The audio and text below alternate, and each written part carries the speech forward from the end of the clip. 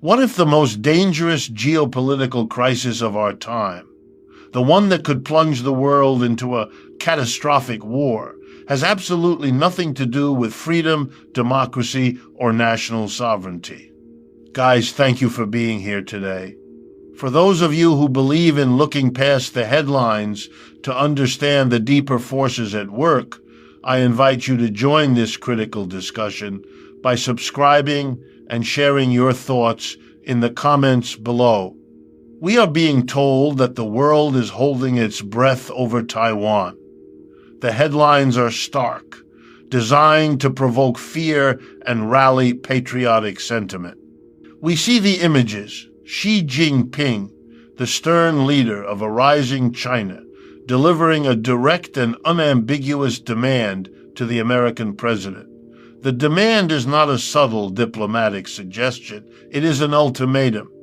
For the first time, Beijing has publicly called on the United States to abandon its decades-long policy of strategic ambiguity and formally declare its opposition to Taiwanese independence. This is not a negotiation.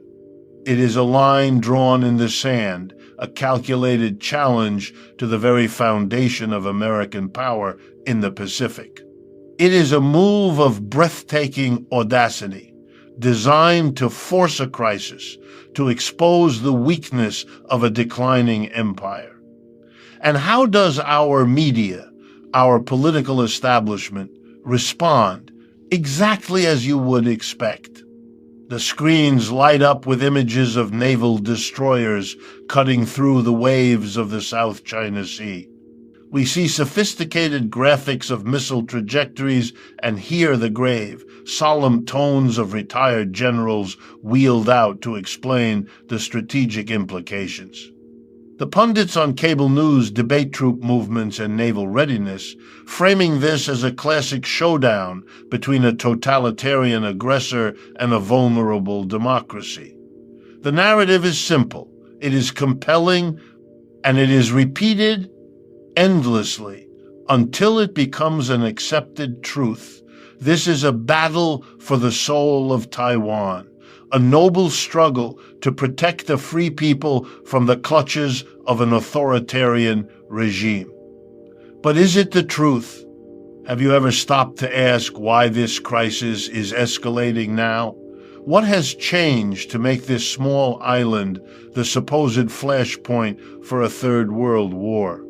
The truth behind this carefully constructed drama is something far more disturbing. What no one tells you is that this entire confrontation has been manufactured. It is a spectacle, a dangerous piece of political theater designed to mask a much deeper crisis, a crisis not of diplomacy, but of economics. This is not about the freedom of the 23 million people in Taiwan.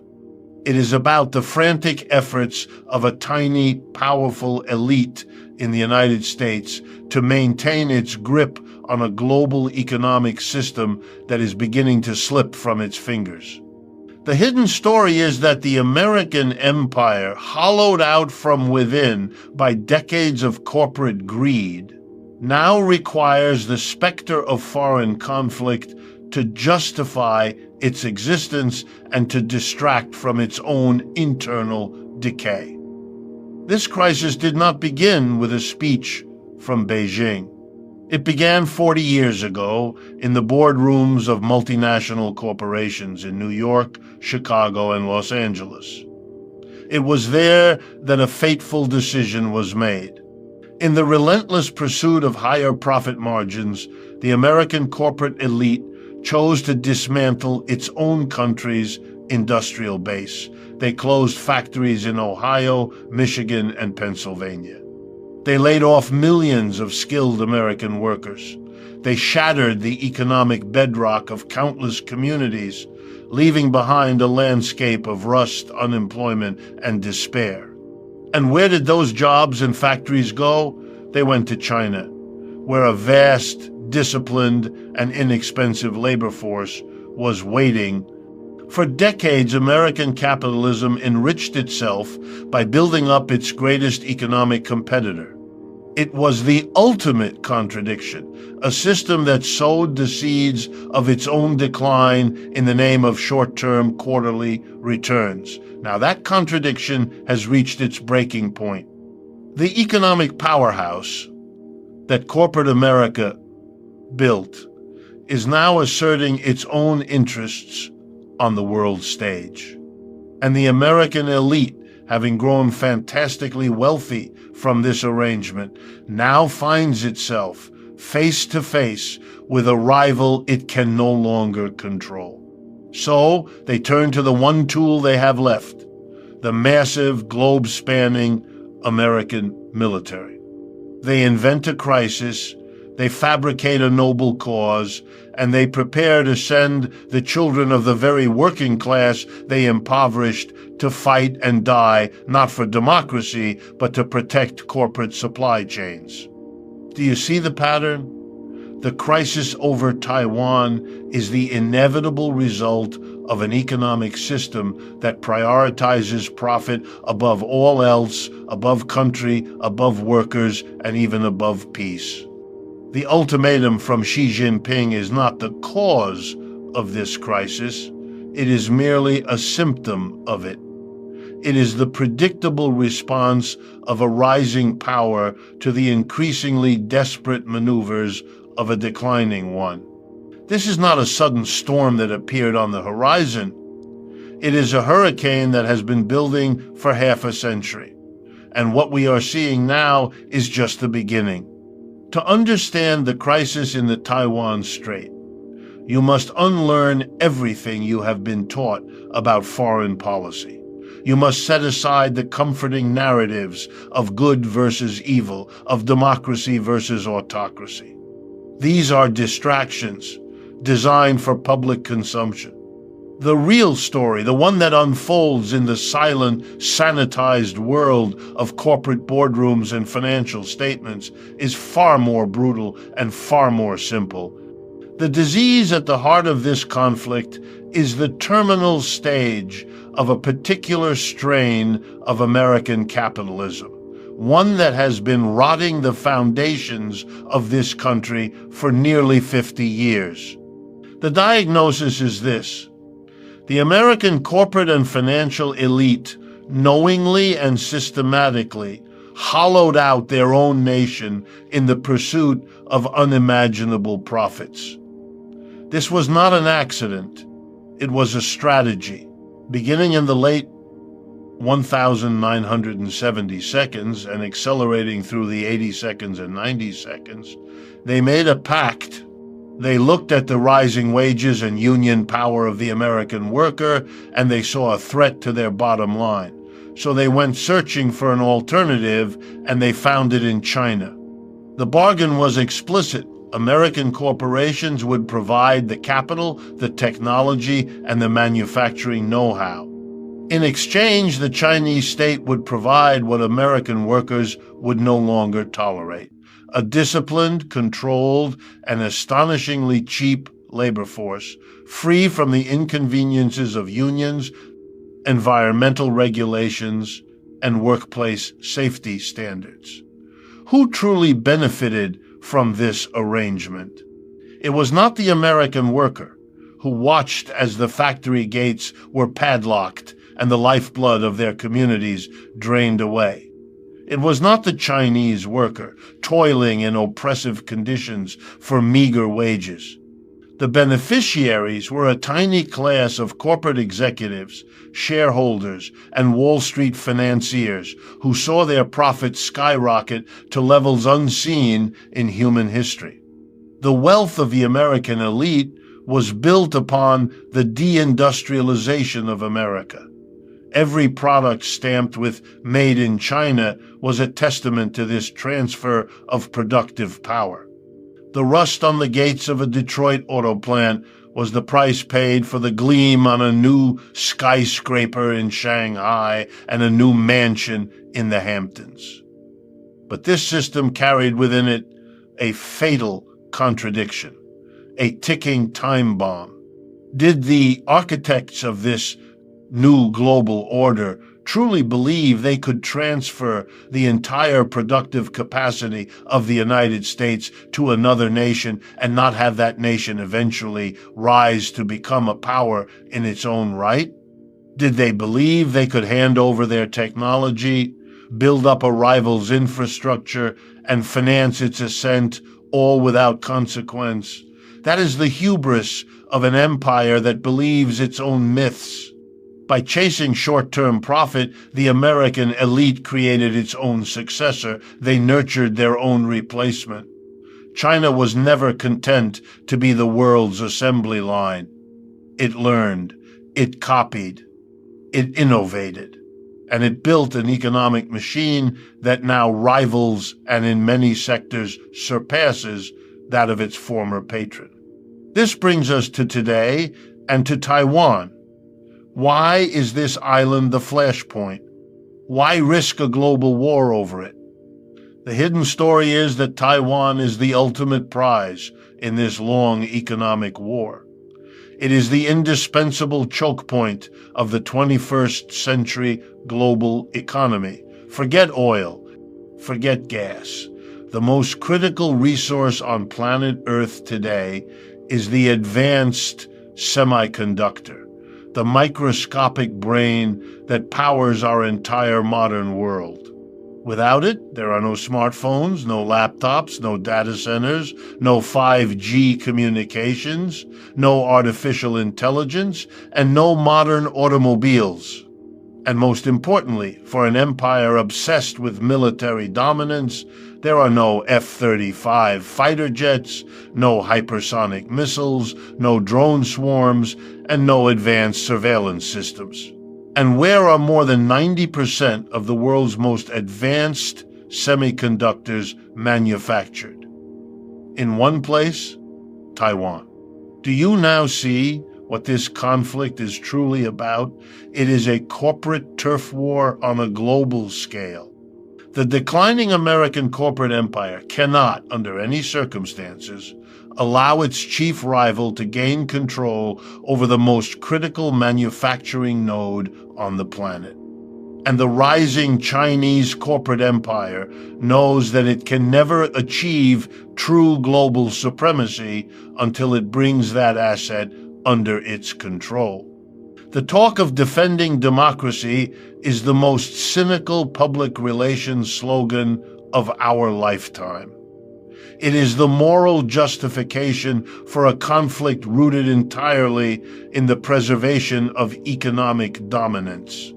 We are being asked to cheer for a war fought not for the freedom of the Taiwanese people, but for the profit margins of Intel, Apple, and Lockheed Martin. This is the brutal diagnosis of our time. A system so addicted to its own power that it is willing to risk incinerating the world to maintain it. A crisis of this magnitude, born from the deep contradictions of a globalized capitalist system, cannot be contained. Like a virus, it escapes the laboratory of elite decision-making and begins to infect the entire body of the global economy. The shock waves from this manufactured confrontation over Taiwan are already spreading, and the consequences are predictable, severe, and will be felt by everyone, from the highest echelons of global power to the most vulnerable households in America. This contagion is spreading on three fronts: economic, geopolitical, and domestic. First, the economic contagion. The moment Washington signals that the unwritten rules of global trade are subject to military confrontation, a quiet panic takes hold in the corporate world. The entire edifice of modern production, the so-called just-in-time supply chain, is built on a foundation of stability and predictability. That foundation is now cracking. Imagine the conversations happening right now in the boardrooms of Apple, of Ford, of NVIDIA, of every major corporation whose products are built on Taiwanese semiconductors. Their business models, their quarterly projections, their very existence are now hostage to the movements of the U.S. Navy's 7th Fleet. Who pays the price for this instability? It is not the CEOs who are insulated by golden parachutes. The cost is immediately passed on to you. The price of your next smartphone, your next car, your next computer, your children's gaming console, all of it is set to skyrocket. This is the empire tax, a hidden surcharge levied on ordinary people to pay for the elite's dangerous geopolitical games.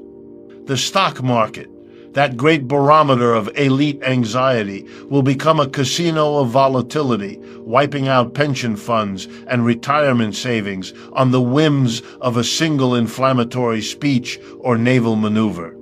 Second, the geopolitical contagion. The United States presents this crisis as a moment for allied unity, a rallying cry for the free world to stand together. This is a fantasy. For America's so-called allies in Europe and Asia, this is a nightmare. Nations like Germany, Japan, and South Korea have built their prosperity on a delicate balancing act. Their economies are deeply and inextricably linked to both the United States and China. When Washington demands that they choose a side, it is not a request for solidarity, it is a demand for economic suicide. Are German automakers prepared to lose their largest market in China to prove their loyalty to Washington? Will South Korean tech giants sever their supply chains and risk their own economic collapse? To ask these questions is to answer them. This crisis is not unifying the Western alliance, it is shattering it. It is exposing the reality that these are not alliances of shared values, but transactional relationships of convenience. European and Asian leaders see this conflict for what it is, an American problem born of America's unique inability to peacefully manage its own relative decline. They will not sacrifice their own stability on the altar of American hegemony. Instead, this will accelerate their push for strategic autonomy, for a multipolar world where they are no longer dependent on a volatile and unpredictable Washington. The result is not a stronger alliance, but a more fragmented and dangerous world, with every nation for itself. Finally, and most critically, there is the domestic contagion. This is the hidden story of how every foreign crisis is used to facilitate a massive transfer of wealth at home. The primary beneficiary of the Taiwan crisis is not the American people, nor is it the people of Taiwan. The beneficiary is the American military-industrial complex. For the Pentagon and its corporate contractors, Raytheon, Lockheed Martin, Boeing, this manufactured threat is the greatest marketing opportunity in a generation. The fear of war becomes the justification for a defense budget that already dwarfs the rest of the world's combined military spending. Trillions of dollars of public money are diverted from the real crises we face at home, from our crumbling roads and bridges, our unaffordable healthcare system, our underfunded schools, the lead in our water, and are funneled directly into the coffers of weapons manufacturers. Do you understand what this is? It is a reverse tax. Your money is taken to build missiles that will never be fired and aircraft carriers that serve only to project the illusion of power, all while your own community decays. It is the most efficient machine for creating inequality ever devised. The crisis abroad is the pretext for the looting of the public treasury at home. This is the ultimate contagion. A system that must invent enemies abroad to distract from its failures to serve its own people. The contagion we have diagnosed does not remain in the abstract realm of geopolitics and global finance.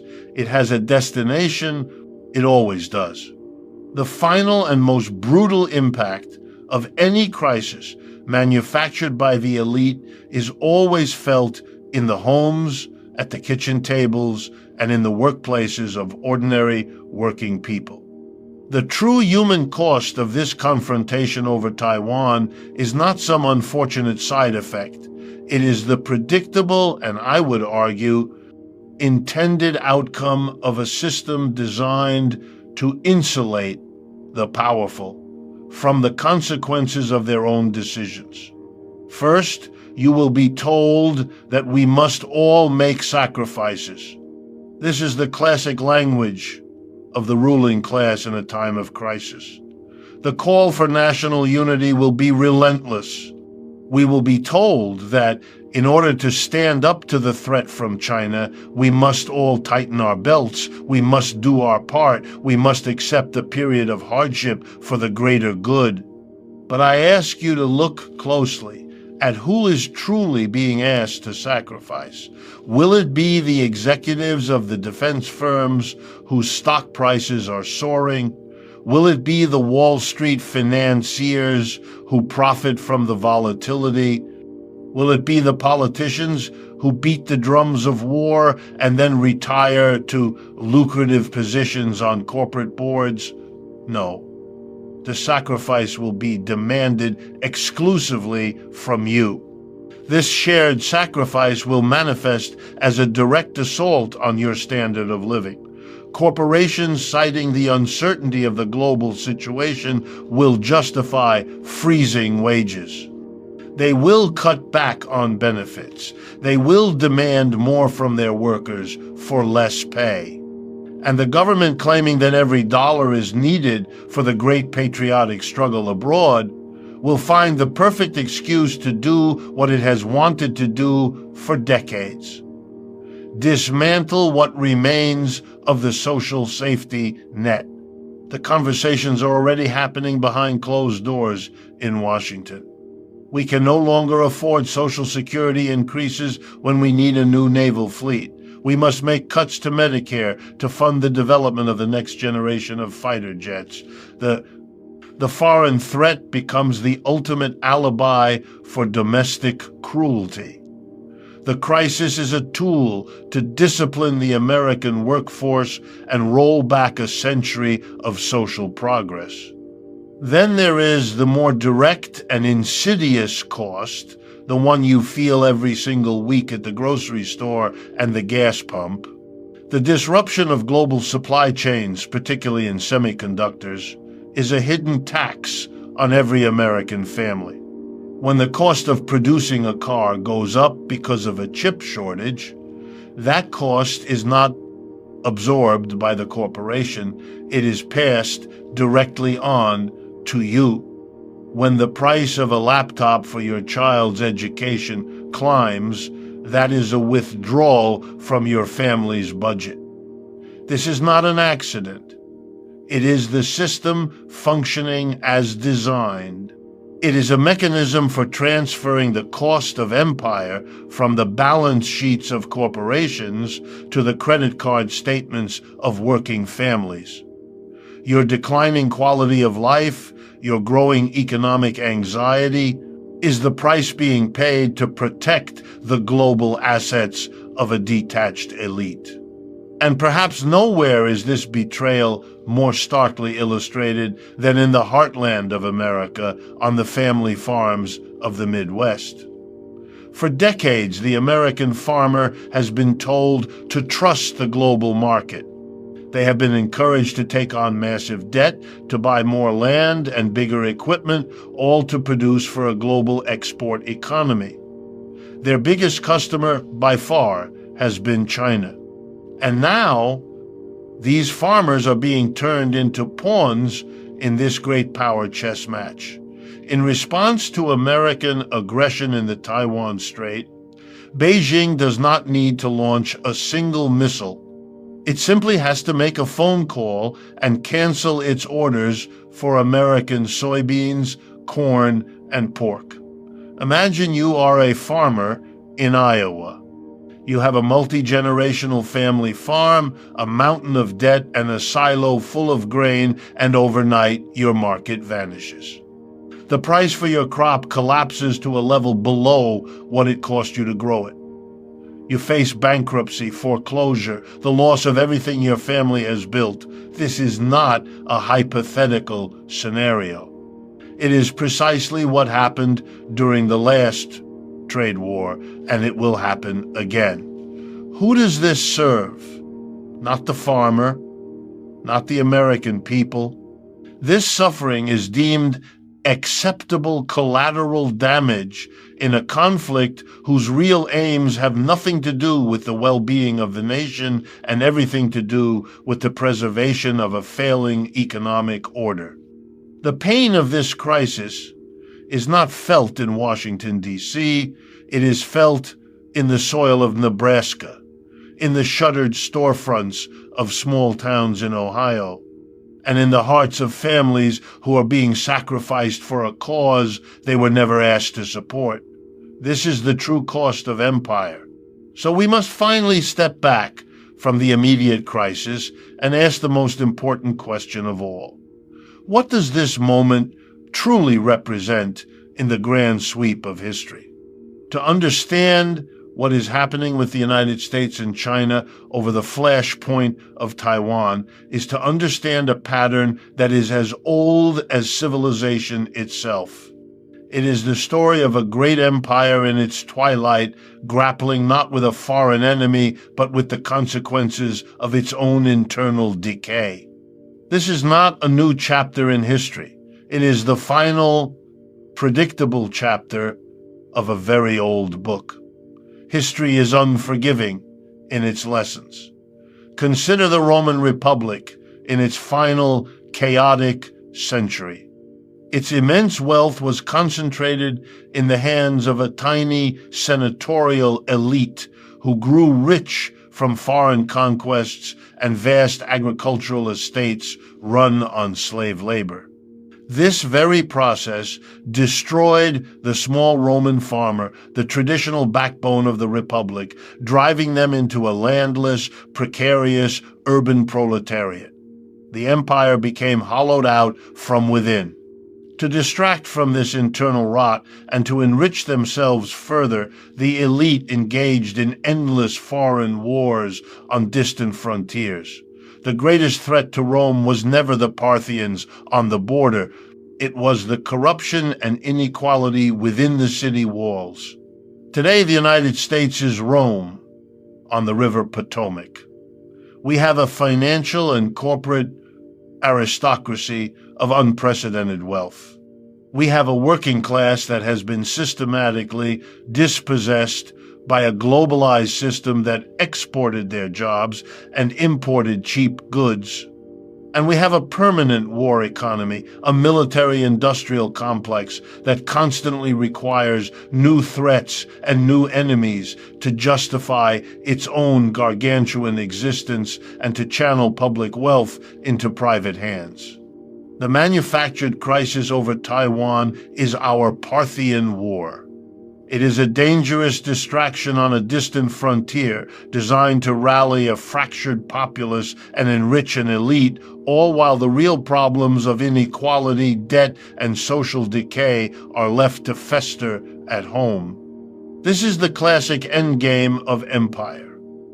We are witnessing the terminal contradiction of late-stage American capitalism. The system, in its insatiable quest for profit, was forced to globalize. It had to seek out cheaper labor and new markets to survive. This process created its own rival in China. Now, to protect its global dominance from the very power it created, the system must threaten to destroy the entire globalized network upon which its own wealth depends. It is a snake eating its own tail. It is a system trapped in a death spiral, where the only solutions it can offer, trade wars, military conflict, perpetual crisis, are more poisonous than the disease itself. Let us be clear.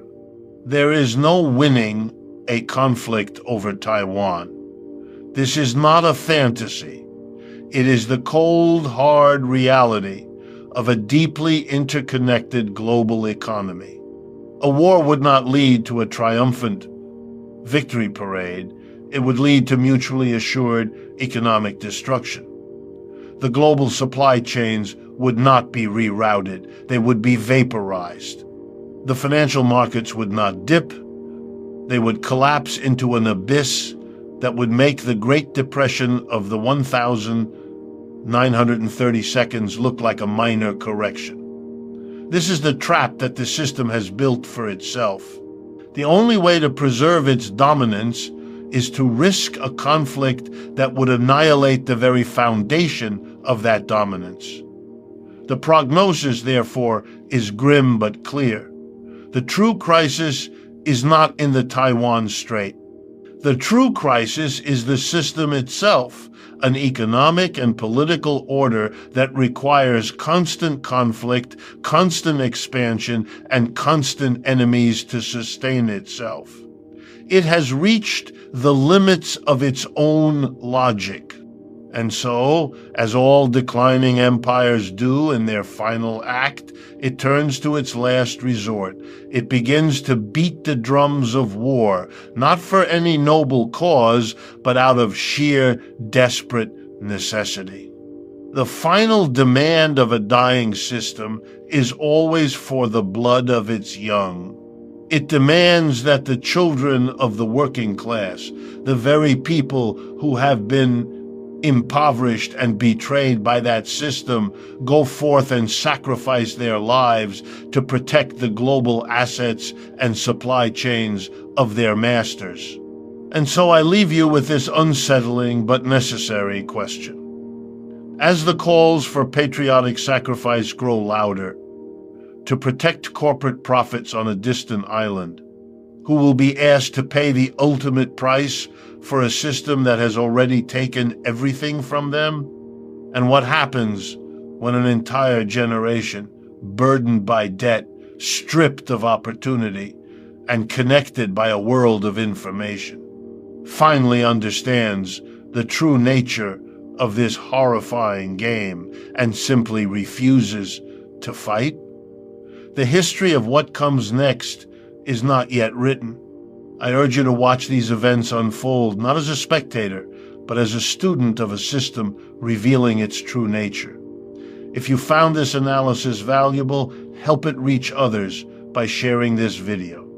And finally, we at Global Power Shift YouTube understand that facing the reality that the geopolitical tension surrounding Taiwan intensifies as Xi Jinping calls on President Trump to officially oppose Taiwan's independence is not easy. These are complex and disturbing truths, often hidden from mainstream discussion. But it is your willingness to sit down, listen, and think critically about these issues that gives this piece meaning. Understanding the real forces shaping our world is an essential first step. Thank you for being part of this community of people seeking the truth.